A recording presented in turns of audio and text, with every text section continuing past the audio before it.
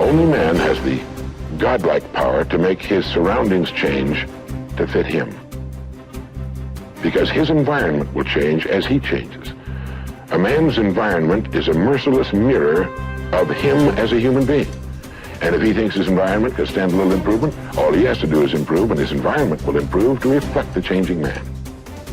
There's this mysterious subconscious mind of yours, and it runs below the awareness of your conscious awareness. So you're not usually even aware of what's going on in there, like what it believes or how it limits your life. The reason it is so powerful is because it stores all of your memories, all of your feelings and emotions, and most importantly, all the limiting beliefs you've acquired since you were born. You need to understand the subconscious mind of yours. Your subconscious mind rules your life. 96 to 97% of everything that you do is done as a result of your subconscious mind. And when your subconscious mind gets programmed, it goes ahead and responds to whatever it is your conscious mind has placed into it. This subconscious mind of yours is most impacted by your feelings. A change of feeling is a change of destiny. I think that we define reality with our senses, and I think that is one of the biggest illusions. So the fundamental question is, can you believe in a future that you can't see or experience with your senses yet, but you've thought about enough times in your mind that your brain has literally changed to look like the event has already occurred? Now, the latest research in plasticity says that's absolutely possible. And can you select a new possibility in the quantum field and begin to emotionally embrace that future every single day to such a degree that your body, as the unconscious mind, the objective mind, does not know the difference between the experience in your life that's creating the emotion and the emotion that you're fabricating by thought alone, to the degree that you begin to signal new genes and new ways to change your body to look like the experience has already happened. Begin to act as would the person you most want to become. Now that is, if you were already in possession of the goal you're shooting for, how would you conduct yourself in all of your affairs? Well, do it now, and tomorrow, and the next day. Begin now to act the part of the person you most want to become, and you'll end by becoming that person. Subtly, in little ways, in the way you dress, in the way you talk, in the unfailing courtesy you show to every person with whom you come in contact. Begin to act the part of the person who has already achieved that which you're shooting for. The German philosopher Goethe gave us the secret when he said, before you can do something, you must first be something. When you behave like the person you most want to become, the things that person would have will tend to come to you. It's simply cause and effect. Don't be in too big a hurry. It takes longer to build a skyscraper than a chicken coop. Build slowly, steadily, and well. Then when you make it, you'll keep it. You'll stay on top. Your self-concept is your operating system. Everything that you produce on the outside is determined, modified, affected in some way by your self-concept. You cannot change what is being produced on the outside without changing your operating system. You always perform on the outside based on how you think on the inside. Now there are laws. The law of belief says that your beliefs become your realities. But the things that you believe may not necessarily be true. However, if you believe them intensely enough, they will become true for you. The law of attraction says that you attract into your life people and circumstances in harmony with your own thoughts. And your own thoughts may be positive or negative. They may be uplifting or depressing, but whatever, you'll attract people and circumstances just like them. The law of expectation says that your expectations tend to become your own self-fulfilling prophecies. In other words, what you expect to happen usually does. For instance, your expectations could be that you are destined to have an extraordinary life and be extremely successful. Is that no matter what happens, it's all part of a learning process that is leading you inevitably to great success, happiness, and accomplishment. And if you absolutely expect that to be true, if that's your fundamental belief, then over time that will become true. You'll be able to throw off the ups and downs of life. You'll be able to ignore the negative influences around you.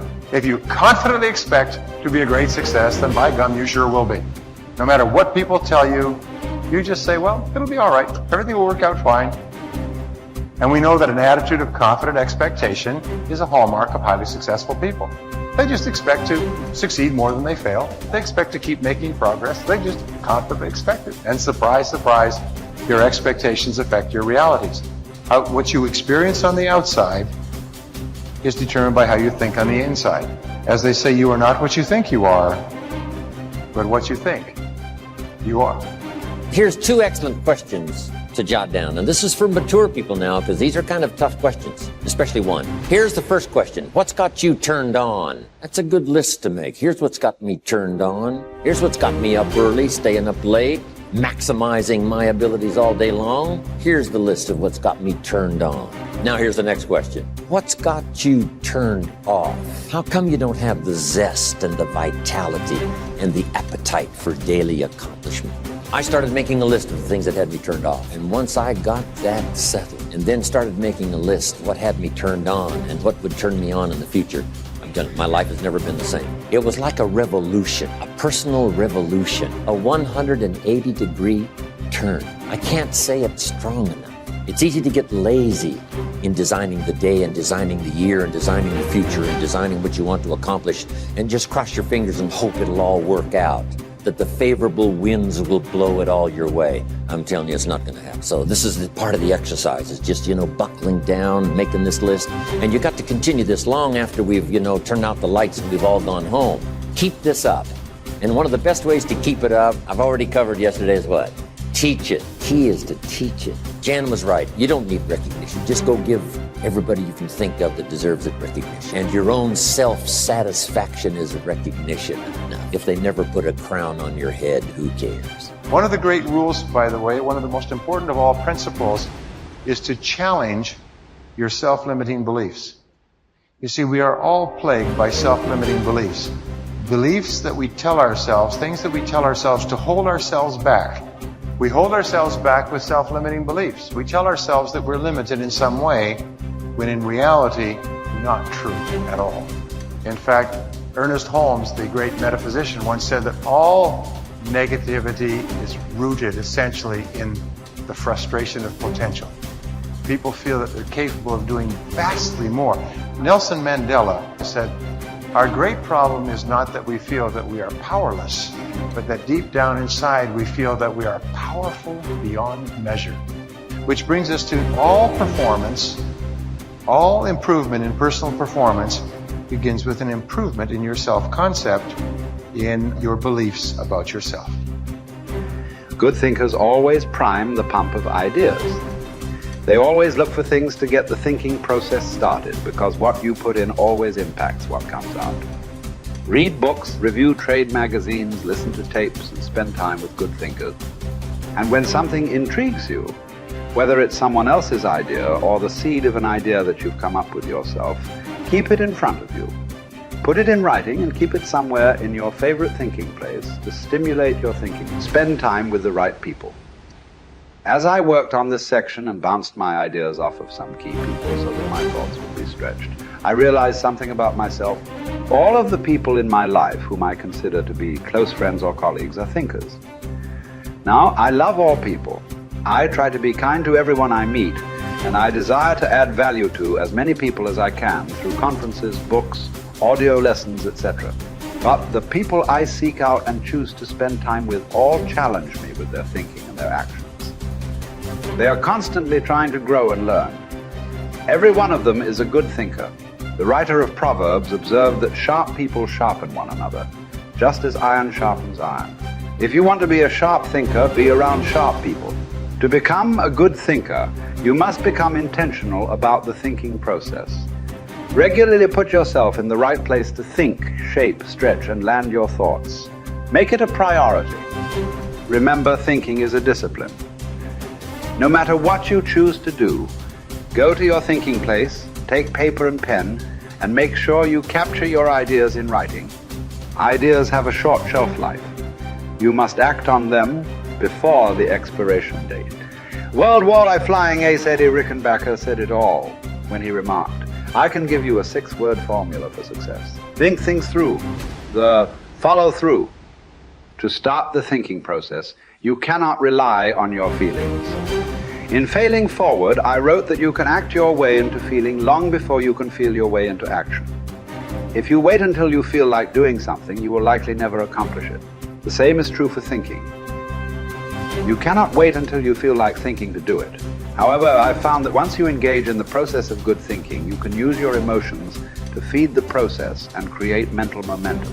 Try it for yourself. After you go through the disciplined process of thinking and enjoy some success, allow yourself to savor the moment and try riding the mental energy of that success. If you're like me, it's likely to spur additional thoughts and productive ideas. One good thought does not make a good life. The people who have one good thought and try to ride it for an entire career often end up unhappy or destitute.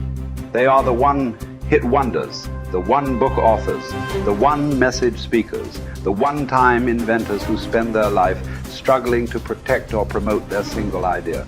Success comes to those who have an entire mountain of gold that they continually mine, not those who find one nugget and try to live on it for 50 years. To become someone who can mine a lot of gold, you need to keep repeating the process of good thinking. Becoming a good thinker isn't overly complicated. It's a discipline.